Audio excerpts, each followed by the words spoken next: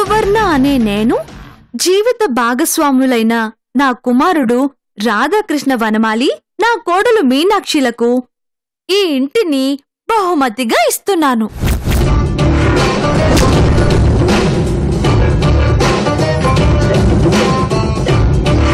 ఈ ఇంటి మీద సర్వ హక్కులు, అధికారాలు చట్ట ప్రకారంగా ఉంటాయని రిజిస్ట్రేషన్లో పొందుపరచడం అయినది.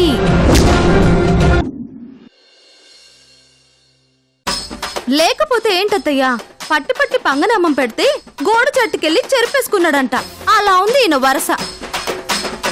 అయినా ఈయనేమైనా చిన్నపిల్లోడా? అలాగే ఇంట్లోంచి వెళ్ళిపోతుంటే బతిమాలి ఆపడానికి.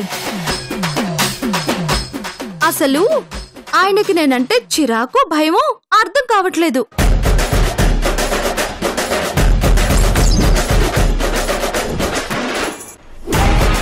ఒక మనిషి మీద నిజంగా చిరాకుంటే కనీసం ఒక్క క్షణం కూడా భరించలేం.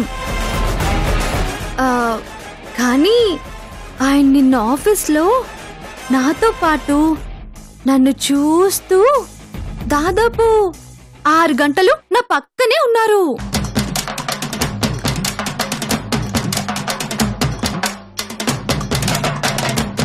మరి ఆయన చెప్పినట్టు నా మీద చిరాకే ఉంటే నన్ను అంతసేపు భరిస్తారా చెప్పండి? సో అంటే నాకు తెలిసి ఇది ఖచ్చితంగా భయమే, నో డౌట్.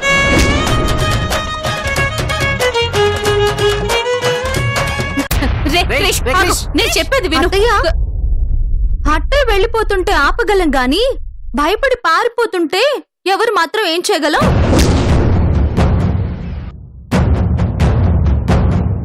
వెళ్ళండి వెళ్ళండి. అయినా తప్పించుకొని పారిపోవడం మీకు బాగా అలవాటే కదా. ఆఫీస్ బాధ్యతల నుండి పారిపోయారు, ఇప్పుడు ఇంటి బాధ్యతల నుండి కూడా పారిపోతున్నారు. పర్లేదులేండి, ఇంటి బాధ్యతలు కూడా నేనే తీసుకుంటాను. మీరు పారిపోండి పారిపోండి పారిపోండి. రే క్రిష్, ఆగరా. ఏంట్రా ఇది? నేను చెప్పేది విను. ఎక్కడికి వెళ్ళకు. ఓయమ్మో, ఈ రేంజ్ లో రెచ్చగొట్టినా సరే వీడు వెళ్ళిపోతున్నాడంటే ఖచ్చితంగా వెళ్ళిపోయేలాగా ఉన్నాడుగా. ఎలా ఆపాలి? ఎలా? రే క్రిష్, ఆగరా ఆగరా ఆగరా.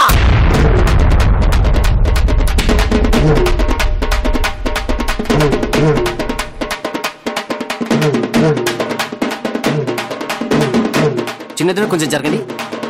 ఏం మాట్లాడుతున్నావు నువ్వు? తెలుగు చిన్న మావయ్య. కాదు, తెలియక, మా వాడి గురించి తెలియక మాట్లాడుతున్నావు. మీసం చిన్నగా ఉందని రోషన్ లేదనుకుంటున్నావా? చాక్లెట్ బాయ్లా సాఫ్ట్ గా ఉన్నాడు, రోషన్ లేదనుకుంటున్నావా?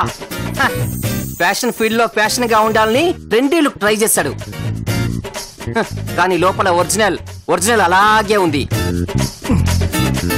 ఫ్యాషన్ ని కాసేపు పక్కన పెడితే మా వాడి కంటే ఫ్రాక్షన్స్ ఎవడు లేడో ఉండడో తెలుసా?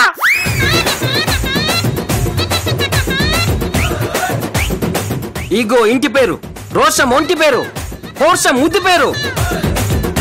భయమన్నది మా వాడి బయోడేటాలోనే ఉంది. అలాంటి వాడిని పట్టుకుని భయంతో పారిపోతాడంటావా? చూడు, పులికి ఛాలెంజ్ దొరికినంత వరకే సైలెన్స్, వన్స్ దొరికిందో వైలెన్సే వైలెన్స్. దిగుతున్నాడు, మా పులిపిట్ట ఛాలెంజ్ కు దిగుతున్నాడు, ఇక్కడే ఉంటున్నాడు. 6 నూరైనా కత్తి నూరైనా సరే పంత నీక నాక సై అని తేల్చుకోబోతున్నాడు. సవాల్, బస్తీ మే సవాల్.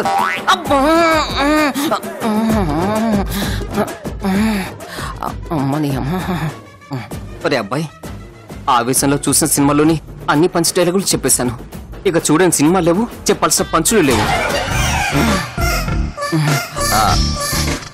చూడరా అబ్బాయి, కరువు ప్రాంతంలో అయినా ఉండొచ్చు గాని పరువు పోయిన చోట మాత్రం అస్సలు ఉండలేం. అందుకే ఇగో నీ చుట్టూ వైఫై లా ఉంటుందని ఎదుటి వాళ్ళకి తెలియాలంటే నువ్వు ఇక్కడే ఉండాలి.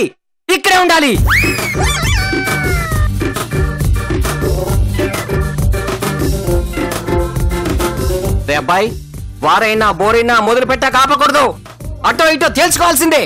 అందుకే ఇంత దూరం వచ్చాక నువ్వు అస్సలు తగ్గడానికి వీలేదు. మడిమ తిప్పడం, వెనుకడుగు వేయడం మన వంశంలో లేదని నిరూపించాలి.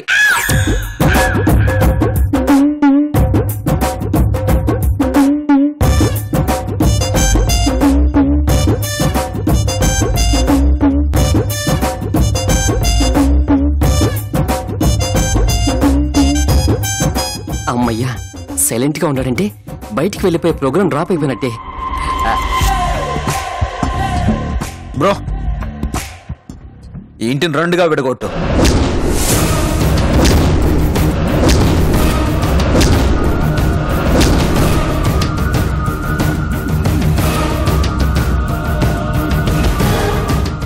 ఏంట్రా అబ్బాయి, రెండుగా విడగొట్టడం అంటే ఏంట్రా?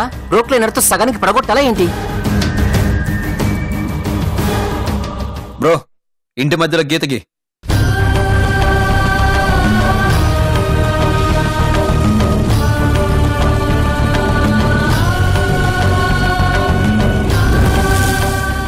బలరాం, త్వరగా.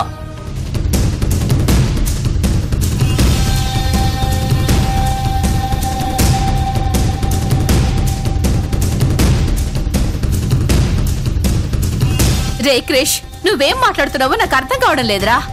ఇంటి మధ్యలో గీత గీయడం ఏంట్రా? ఈ ఇంట్లో తనకి సగం వాటా ఉందని చెప్పింది కదా, అందుకే తన వాటా తనకిచ్చేస్తున్నాను.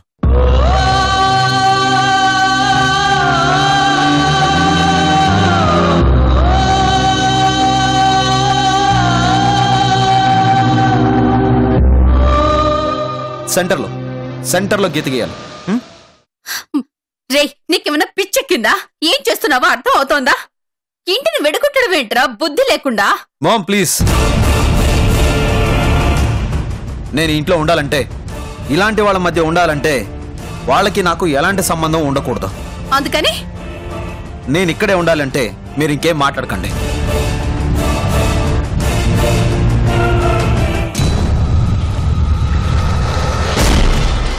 బ్రో, గీ, త్వరగా గీ.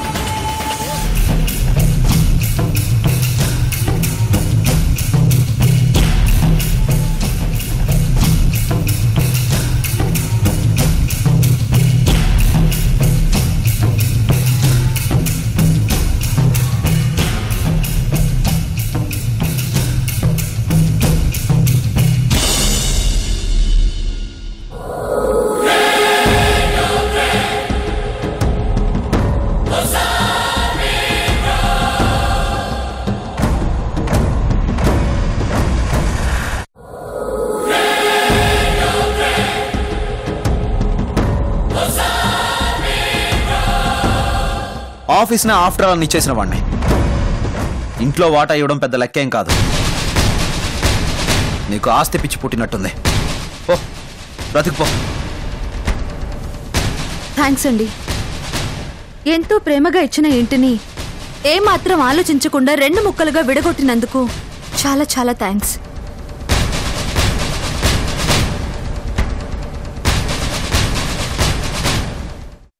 కానీ వాటా పంచడం అంటే గోడల్ని గదుల్ని మాత్రమే పంచడం కాదండి, మనుషుల్ని కూడా పంచడం.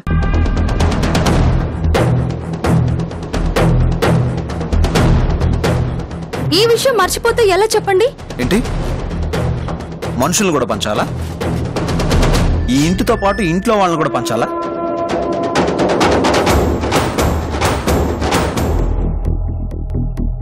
వీళ్ళంతా నా వాళ్ళు పంచమని అడుగుతున్నావంటే నీ సెల్ఫిష్నెస్ చూసి నాకు నవ్వు వస్తుంది తెలుసా?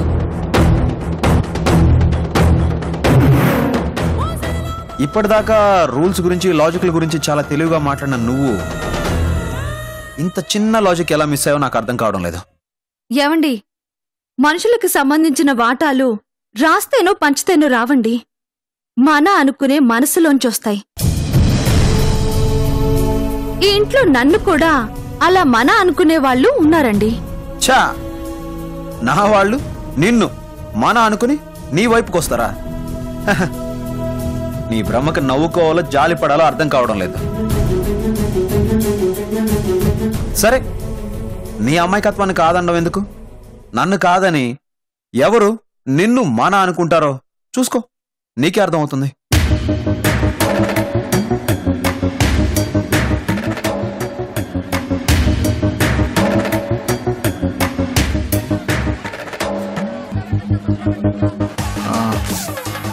నేను నా తమ్ముడి వైపు.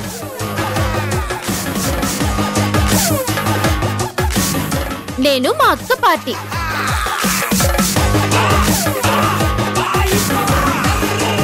నేను మా అబ్బాయి నియోజకవర్గం.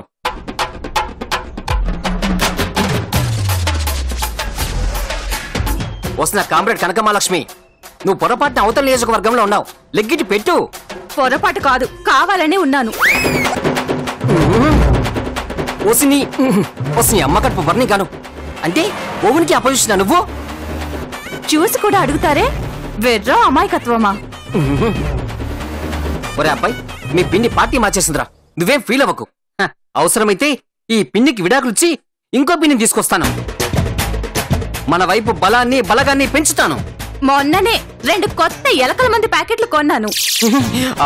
ఇదిగో, ఎలకల కోసం తెచ్చినవి ఎలకల కోసమే వాడు. వేస్ట్ చేస్తే అనవసరంగా అవి ఫీల్ అవుతాయి. మిమ్మల్ని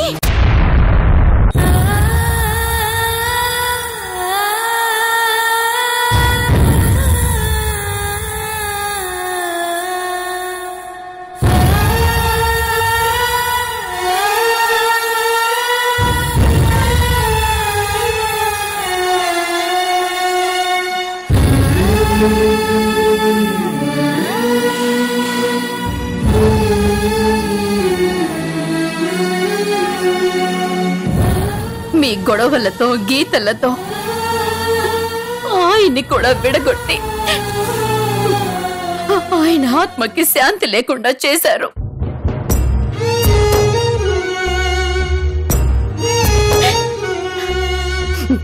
నన్ను కూడా విడగొట్టి బ్రతికుండగానే చంపేయండి.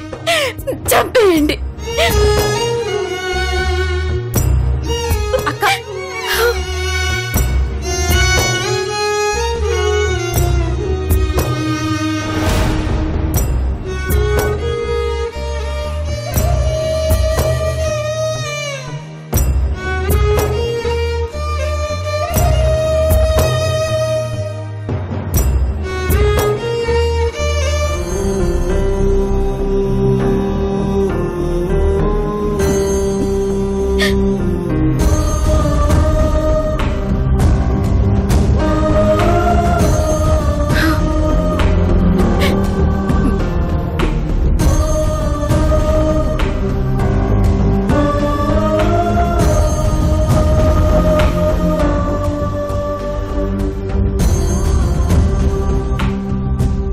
అత్తయ్య, జరిగిన దానికి మీరెంత బాధపడుతున్నారో నేను అర్థం చేసుకోగలను.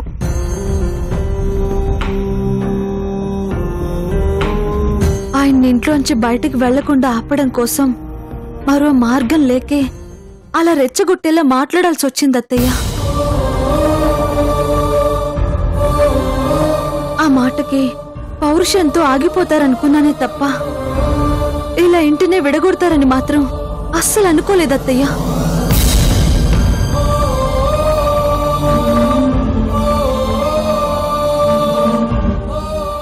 మీకిలా బాధపడే పరిస్థితి రావడానికి ఒక రకంగా నేను కూడా కారణమే. నన్ను క్షమించండి అత్తయ్య, ప్లీజ్.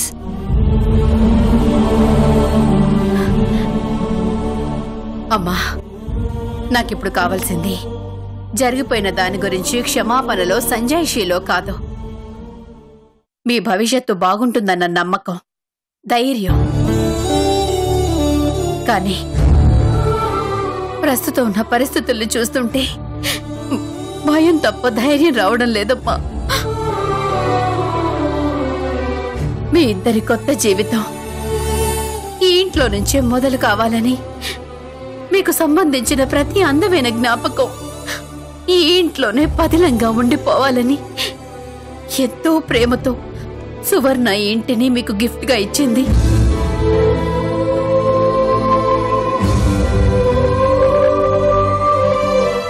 కానీ మీరు విడిపోవడం మాత్రమే కాదు, పంతాలు పట్టింపులతో ఈ ఇంటిని కూడా విడగొట్టేశారు. అక్క కన్న కలల్ని చంపేశారు.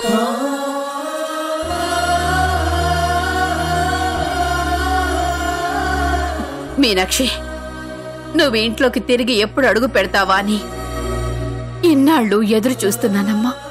కాని ఇలాంటి పరిస్థితుల్ని చూస్తానని మాత్రం కలలో కూడా అనుకోలేదమ్మా, అనుకోలేదు.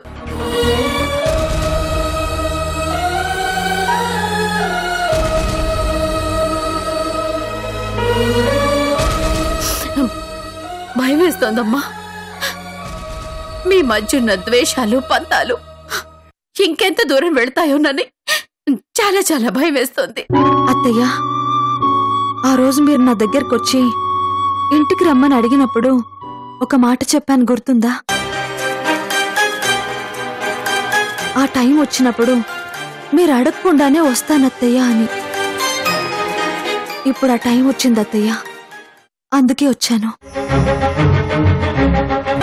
ఆ టైం వచ్చినప్పుడు మీరు అడగకుండానే వస్తానత్తయ్య అని. ఇప్పుడు ఆ టైం వచ్చింది అత్తయ్య, అందుకే వచ్చాను.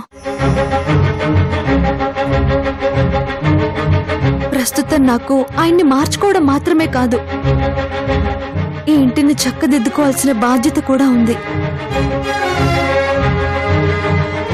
మా మనసుల మధ్య ఉన్న దూరాన్ని చెరిపేయాలని వచ్చిన నాకు ఈ గోడల మధ్య ఉన్న గీతని చెరిపేసేలా చేయడం పెద్ద కష్టమేం కాదత్తయ్యా. అత్తయ్య, నేనంటే ఆయనకి ఎంత ప్రేమ అన్నది ఆయనకి నాకు మాత్రమే తెలుసు. ప్రాణం పోయినా సరే ఆ ప్రేమ మాత్రం చచ్చిపోదత్తయ్యా. అంత బలమైన ప్రేమ ముందు ఈ కోపం ఎంతత్తయ్యా? కేవలం పాలపొంగు లాంటిది మాత్రమే.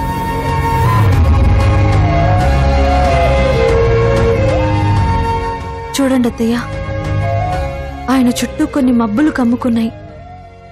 అవి ఏంటన్నది నాకు తెలుసు. ఆ మబ్బుల్ని తొలగించేస్తాను. ఆయన్ని మార్చుకొని ఆయన మనసులో ఉన్న ప్రేమని బతికించుకుంటాను. అది కూడా చాలా త్వరలోనే. నా మీద నమ్మకంతో మీరు ధైర్యంగా ఉండండి అత్తయ్య, ప్లీజ్.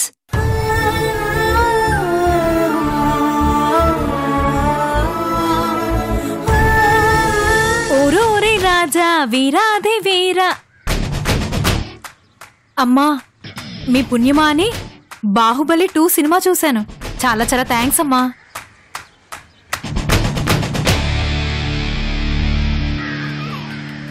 ఇదేంటమ్మా, ఆల్రెడీ టికెట్ ఇచ్చారు, సినిమా చూసొచ్చాను, మీరు మళ్ళీ టికెట్ ఇస్తున్నారేంటి? ఓ, ఇంకోసారి చూసిరమ్మనా? టికెట్ ఓకే, మరి డబ్బులు ఎందుకమ్మా? అది సినిమా టికెట్ కాదు, మీ ఊరు వెళ్ళడానికి బస్ టికెట్. అదేంటమ్మా, అయినా నేనేం తప్పు చేశాను?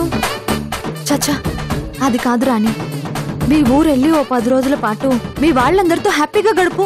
ఈలోగా నేను ఫోన్ చేస్తాను, వచ్చేద్దు గాని, సరేనా? అమ్మగారు, అర్థమైందమ్మగారు. మీరు నన్ను సడన్ గా ఊరికి పంపించడం వెనుకున్న స్కీమ్ ఏంటో నాకు క్లియర్ గా అర్థమైంది. అమ్మా, మీకోసం 10 రోజులేంటి, 20 రోజులుంటాను. నేను మళ్ళీ తిరిగొచ్చేసరికల్లా మీరు పడుతున్న తపన, ఆరాటం రెండూ నెరవేరాలి. అపార్థాలన్నీ తొలగిపోయి మీరు సారు కలవాలమ్మా. థ్యాంక్ యూ రాణి. వెళ్ళొస్తానమ్మా. మంచిది.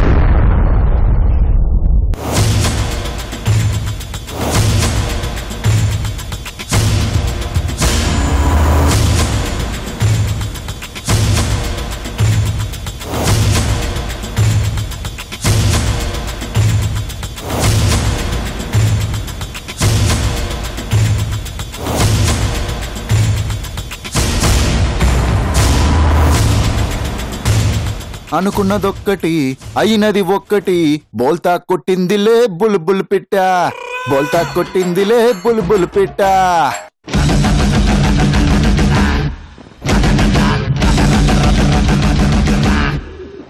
పాపం నీ పరిస్థితి చూస్తుంటే జాలేస్తుంది బలరాం.